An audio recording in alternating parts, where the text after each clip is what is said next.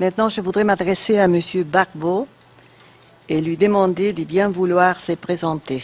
Laurent Gbagbo de la Côte d'Ivoire, Jean Bemba de la RDC, Omar El-Béchir du Soudan, Uhuru Kenyatta du Kenya, des affaires qui alimentent la controverse et donnent des arguments à ceux de plus en plus nombreux qui militent pour le retrait de l'Afrique de la Cour pénale internationale. La ligne de contestation se fonde sur des faits et des chiffres. Depuis sa mise en œuvre en 2002, la CPI n'a et ne connaît que des affaires concernant les Africains.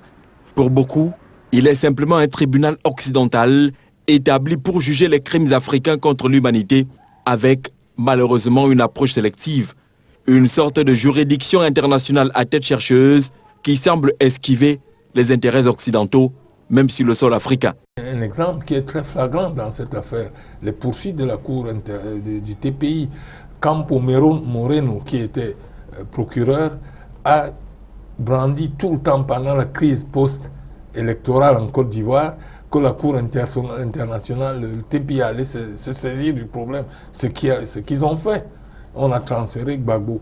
Mais quand il y a quelques jours, un événement qui s'est passé, et c'est très grave, où le président Konan Bédié, président du PDCI, allié au RDR, Alassane Ouattara, dans le cadre du rassemblement des oufécistes pour la paix, a déclaré devant son congrès solennellement que les chiffres qu'on lui a attribués aux élections de 2010 n'étaient pas les vrais, qu'il a eu plus que ça. Mais il a eu un moment envie d'exiger le recomptage des voix.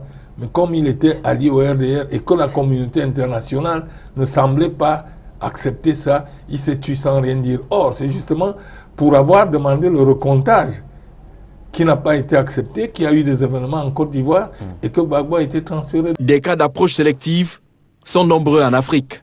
Et à travers le monde, le continent noir observe avec des points d'interrogation la non-évocation des cas irakiens, cambodgiens, yougoslaves, syriens ou même le cas libyen où Kadhafi, sous bombardement, était paradoxalement inculpé par la CPI alors que Bachar al-Assad de la Syrie reçoit à la limite des caresses occidentales. Paul Kagame, le président du Rwanda, considère la CPI comme une nouvelle forme d'impérialisme mise en place seulement pour les pays africains et surtout pour les pays pauvres.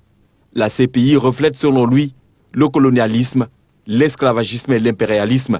De façon notable, l'Afrique constate que les États-Unis d'Amérique, leur allié l'Israël et la Russie, après plus de 10 ans, n'ont toujours pas signé le statut de Rome.